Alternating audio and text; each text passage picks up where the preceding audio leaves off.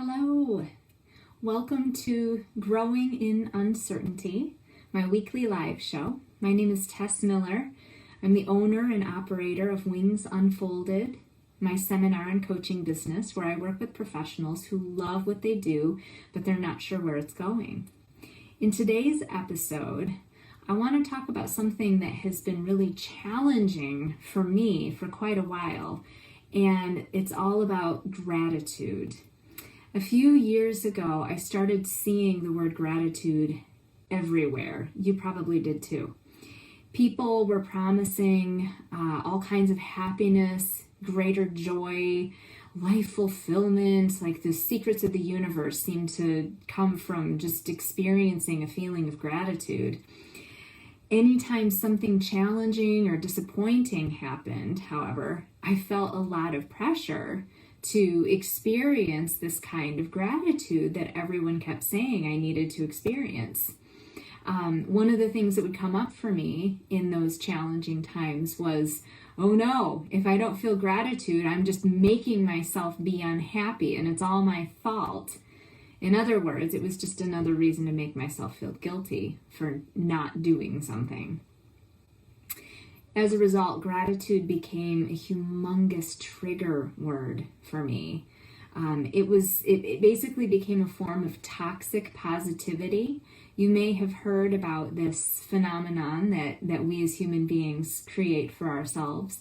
Toxic positivity is when we force ourselves to feel positive about something, even though we really don't feel positive about it at all. It's when people ask you, how are you doing? And you force yourself to say, I'm great, even though inside you really feel like crap. So every time I would hear the word gratitude, I would feel like someone was trying to force me to get into a feeling space that I just wasn't really in the mood to be. It became so prevalent, this word gratitude, and it became commercialized. You would see it on jewelry and shirts and stationery and memes. It was totally everywhere, and every time I saw it, I would just roll my eyes.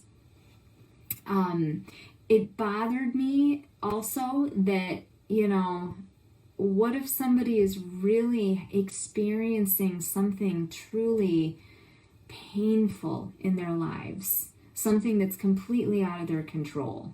What are they supposed to do? Slap some gratitude on it and all of a sudden that makes everything better? So anyway, that's where my headspace was around gratitude. And then 2020 happened. I'll spare you the details because I know you have your own story about things that you've lost, things that didn't happen, painful disappointments as a result of everything that happened in 2020. But I'll share with you that the feelings that came to the forefront for me in 2020 was a lot of fear and sadness, grief for all of the structures that seemed to be falling away in my life. I was really frustrated a lot of times this year and really angry a lot of times this year. Of course, I knew that these feelings were in response to all of the things that were seemingly taken away in my life, like jobs and income, quality time with family and friends, being in their physical presence, the freedom to go out in public whenever I wanted or needed to. But I quickly realized in 2020 that I needed a way to stay grounded, or else that uncertainty and grief were going to totally overtake me. So I started to look at gratitude again and see if there was something to this process of gratitude. So I looked at the definition of gratitude. Gratitude, according to the dictionary, is the quality of being thankful. It's a readiness to show appreciation for and to return kindness. So the first part of that definition, the quality of being thankful, made me think, okay, how can I be thankful for 2020? Skip. And then the second part of that definition, the readiness to show appreciation for and return kindness, unfortunately my attitude was, Gratitude has something to do with returning kindness. That implies that a kindness has already been given, right? Skip. So there I was, sitting with this definition of gratitude, getting absolutely nowhere, until I thought about the filter through which I was looking at gratitude. This filter was based on the things that I thought I wanted for my life that I wasn't getting. And of course, that Rolling Stones song popped into my head. You know the one, you can't always get what you want, but if you try sometimes, you just might find you get what you need. Suddenly I thought, what if what's happening right now is showing and delivering to me more of what I need in my life? That became an attitude adjustment for me. I shifted from looking at what I wanted versus what I needed. When you get something you want, for example, it's not necessarily the best thing for you. Just because a person might want to eat sugar all day long doesn't mean that that's necessarily what their body needs or what they need.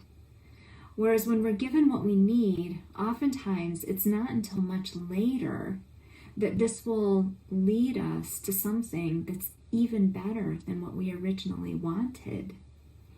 Here's an example. My partner and I lived in an old house for a long time. And when we moved in, a lot of renovations needed to happen, and a lot of updating and replacing. Old houses take a lot of work. So one summer, we decided it would be totally manageable to tackle the dining room.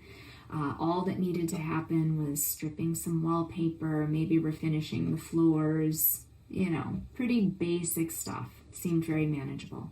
We knew there were other things, more infrastructural things that needed to happen, but we weren't ready to do those things yet.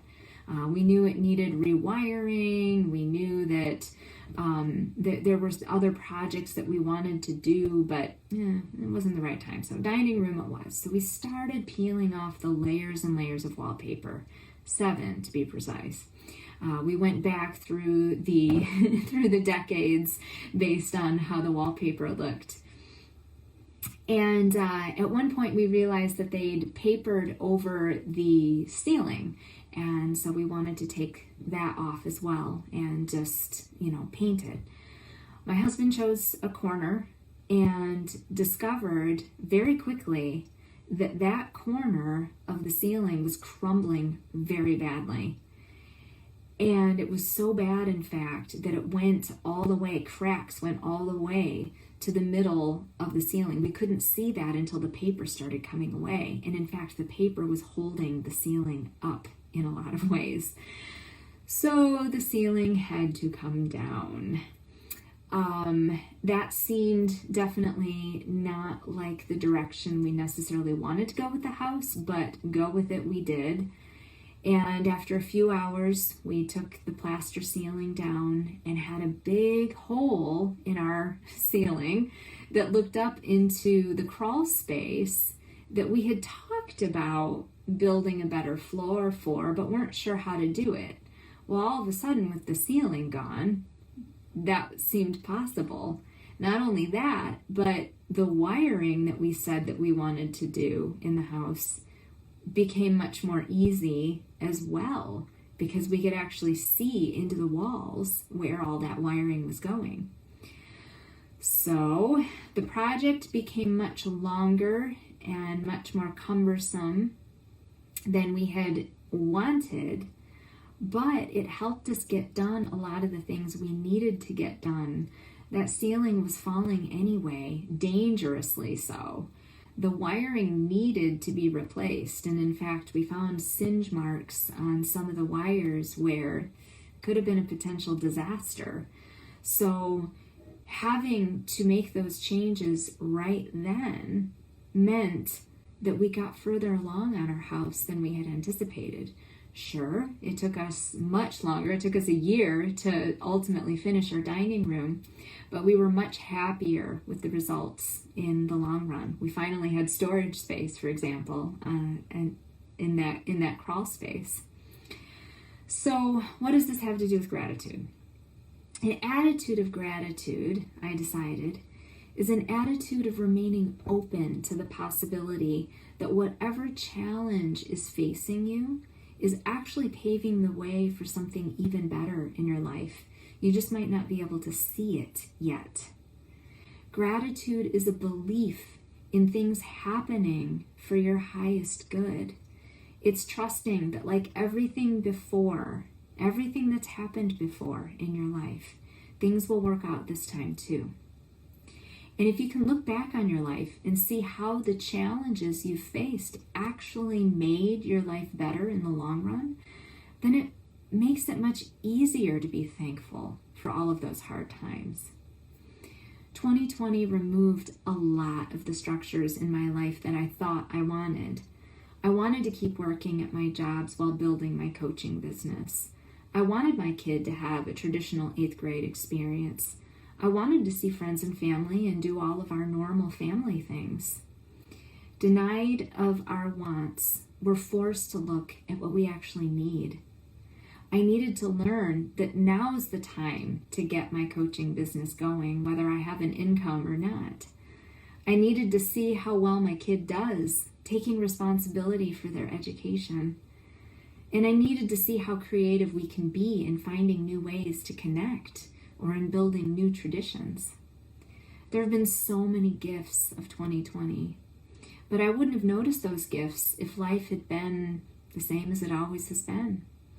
It's like that Zen saying, "Barn burnt down, now I can see the moon." Shifting our gaze in 2020 from what we wanted versus what we needed has led me to the space of gratitude. I'm not forcing gratitude. It's a natural response to what I'm noticing in my life. This year, in many ways, gave me things I've been saying I wanted for a really long time, but couldn't make happen in the structure of the old life. 2020 also turned out better in some ways than I ever could have imagined. So with a renewed stance on gratitude, I want to say thank you to all of you who've been watching and responding and subscribing to my offerings over these last several months. I hope this perspective is helpful to you as we wrap up a challenging year we'll be talking about for years to come. If you want to connect with me or engage with more resources and tools that I offer for creating a better life for yourself, visit my website, www.tess-miller.com. Please subscribe to my weekly email list if you're not already on there. That's how I can keep you updated on my live shows, any developments in my offerings, and any free resources I add to my website. Have a fantastic week. Happy holidays. Happy work or school break for many of you, and I'll see you next Tuesday for another episode of Growing in Uncertainty. Take care.